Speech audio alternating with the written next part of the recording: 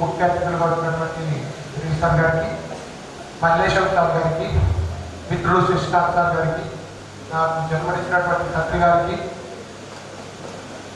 వచ్చినటువంటి బంధుమిత్రులకి, 10th class తల్లిదండ్రులకి, media మిత్రులకి, కెమెరామెన్కి, ఆటో డ్రైవర్స్కి, 10th క్లాస్ విద్యార్థులకి, 9th క్లాస్ విద్యార్థులకి, ప్రతి ఒక్కరికి ఈ వీడుకోలు శుభాకాంక్షలండి. 10th క్లాస్ కంప్లీట్ చేసుకొని హయ్యర్ సెక్షన్కి వెళ్తున్నందుకు ఒక పక్క మీకు పాఠాలు చెప్పిన ఉపాధ్యాయులందరికీ సంతోషంగానే ఉంటుంది. ఆ సంతోషం అక్కడికే కాకుండా మీరు ఇంకా ఏదన్నా సాధించి ఈ పొజిషన్లో నేను మిమ్మల్ని పిలిచే వరకు వెళ్తే ఆ సంతోషం ఇంకా వేరేలా ఉంటుంది. ఆ సంతోషం నా వరకే కాకుండా మీ తల్లిదండ్రులకు కానివ్వండి, మీరు జన్మనిచ్చినటువంటి ఊరికి కానివ్వండి, అది అందరికీ మెచ్చేటట్టు, నచ్చేటట్టు, అందరూ మీ వైపు చూసేటట్టు మీ జన్మాన్ని సార్థకం చేసుకోవాలండి. మనం జన్మనిచ్చేటప్పుడు ఒకటే తీసుకొస్తామండి, శ్వాసని. ఏం తీసుకొస్తాం సార్? పోయేటప్పుడు కూడా ఒకటే తీసుకుపోతామండి, పేరుని. ఎవరు తీసుకెళ్తాము? పేరుని. ఇవి రెండు మాత్రం ఖచ్చితంగా మనకు భూమి మీద జరుగుతాయండి. వచ్చేటప్పుడు శ్వాస, పోయేటప్పుడు పేరు. ఆ పేరు ఏదైతే మీరు సాధిద్దాం అనుకుంటున్నారో ఈ 10th క్లాస్ అయిపోయిన తర్వాత ఈ 5 years నువ్వు చేసుకున్న చూసి బట్టి డిసైడ్ అయి ఉంటుంది. అర్థమవుతుందా? ఈ 5 years ఎవరైతే కష్టపడి చదువుతారో వాడు లైఫ్ లా ఇంతకు ఏదైతే పేరు అన్నారో దాన్ని మోస్తా ఉంటారు. అర్థమవుతుందా? ఈ 5 years ఎవరైతే కష్టపడలేరో లైఫ్ లా కష్టపడే తత్వమే ఉంటుంది. దీన్ని అండర్స్టాండ్ మంచిగా అర్థం చేసుకోండి. ఈ 5 years మీకు మంచి బునాది. అర్థమవుతుందా? ఇక్కడికి ఇప్పుడు ఎట్లయితే ఇక్కడ చదివించిరో, ఎగ్జామ్ పెట్టిరో, వినకపోయినా మళ్ళీ మళ్ళీ చెప్పిరో, నాకు తెలిసి ఇది ఆఫ్టర్ 10th మీకు ఉండదు. దీన్ని understand. You have to take the own time table, own knowledge, ఓకేనా, ఓన్ డిస్క్రిప్షన్, ఓకేనా. You can have like this after the 10th.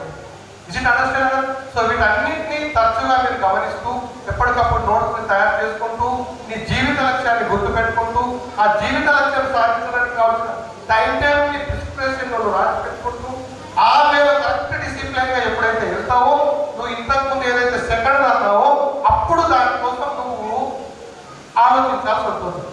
ఇవి ఏమీ నీ దగ్గర లేనప్పుడు ఆ సెకండ్ ఎప్పటికీ నీ దగ్గరికి రాదు. సెకండ్ ఏమని చెప్పినా ఫస్ట్ శ్వాస, సెకండ్ అది రావాలంటే ఇవన్నీ నీ దగ్గర ఉండాలి. ఓకేనా. మీరు ఇట్లా వెళ్తా ఉన్నారు, ఎప్పుడు మనం అనుకున్నది ప్రతిసారి మనకి ఎప్పుడు కూడా దక్కదు. మీరు ఎప్పుడైనా హాస్పిటల్కి వెళ్ళి ఉంటారు. హాస్పిటల్కి వెళ్ళినప్పుడు ఈసీజీ అని పెడతారు. ఈసీజీలో ఎప్పుడైతే ఆ రేస్ అప్ డౌన్ అయితే ఆ మనిషి అప్పుడే బతుకుతాడు. మనిషి జీవితం కూడా అంతే. ఆ రేస్ లాగా అప్ డౌన్ అవుతూ ఉంటాయి. ఎప్పుడు మనం అప్పే కాదు.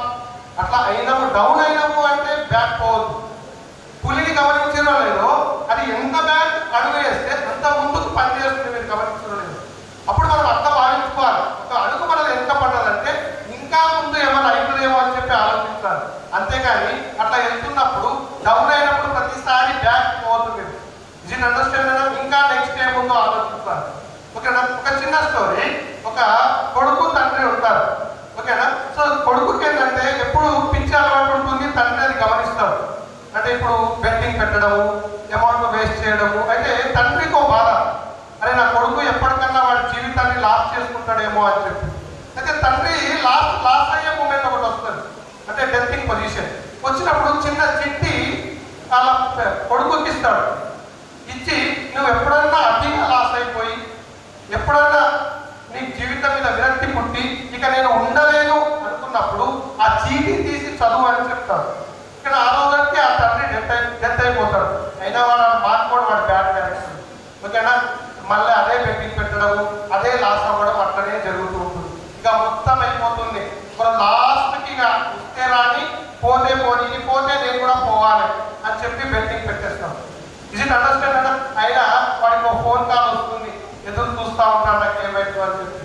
సో బెట్టింగ్ ఆ బయట నుంచి వచ్చిన ఫోన్ కాల్ ఏం చెప్తుందని అంటే మీరు ఈసారి కూడా ఈ బెట్టింగ్ లాస్ అయిపోయారని చెప్పి వస్తుంది.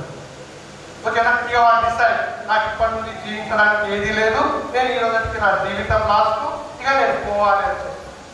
చిన్న అండర్స్టాండ్. సో అట్లా అనుకున్నప్పుడు తండ్రి మీద కొద్ది ప్రేమ ఉంటుంది.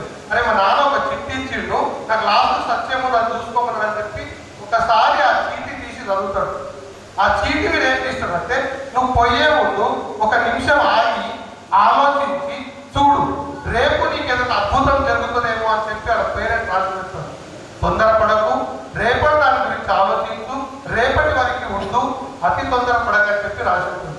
ఓహో మా నాన్న మాట వినాలి, నేను వినాలి అని చెప్పి ఏం చేస్తాడు, ఒక నైట్కి ఆగుతాడు. ఆగి నెక్స్ట్ డే తెల్లారంగానే ఎవరికైనా ముందు వాడికి ఇంకో ఫోన్ కాల్ వస్తుంది. సార్ మీకు చెప్పింది రాదు, అది మీకు ఏదైతే కాల్ చేస్తారో మీకు సంబంధించింది కాదు, అది వేరేలకి మీరు ఎంతైతే పెట్టిరో అమౌంట్ బెట్టింగ్లో దానికి 10% ఎక్కువగా వచ్చినాయి సార్ అని చెప్పి అంటారు. ఎప్పుడు కూడా లాస్ అయినాము అంటే మనం దాని గురించి భయపడద్దు, రేపేమొస్తుందో చూసుకోవాలి. దీన్ని అండర్స్టాండ్. అందుకే మనం వెళ్తూ ఉంటే కూడా కొన్ని దుర్మార్గపు వాళ్ళు మనకి ఎదురవుతూ ఉంటారు. ఒక అడవిలో సింహం ఉంటుందన్న, అది ఎప్పుడు వేటాడుతూ ఉంటుంది. వేటాడుతున్నప్పుడు దాని ముఖంలో యాక్చువల్గా ఏమొస్తుంది, మనకి వాసన వస్తూ ఉంటుంది. ఓకేనా. సో అది ఏం చేస్తుందంటే వెళ్తా ఉంటే ఒక జింక కలుస్తుంది దానికి. జింక దగ్గరికి వెళ్ళి నా ముఖం నుండి వాసన వస్తుందా లేదా అని చెప్పి అడుగుతుంది ఆ జింకకి. సో ఆ జింక ఏం చేస్తుంది, చీ ఈ ముఖం నుండి గబ్బు వాసన వస్తుంది అంటుంది. అప్పుడు నన్ను చీ అంటావా అని చెప్పి ఆ జింకని పట్టుకొని పీక్కొని తినేస్తుంది. జిన్ అండర్స్టాండ్. సో అట్లా ముందుకు వెళ్తుంది. వెళ్ళిన తర్వాత మళ్ళీ కోతి అడ్డం వస్తుంది దానికి.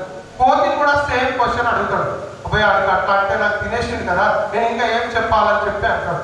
ఓకేనా. సో వీడు ఏమని చెప్తాడు, నీ దగ్గర నుండి మంచి వాసన వస్తుందని చెప్తాడు. చీను అబద్ధం చెప్తావని చెప్పి దాన్ని కూడా తినేస్తుంది. ఇంకా ముందుకెళ్తాడు.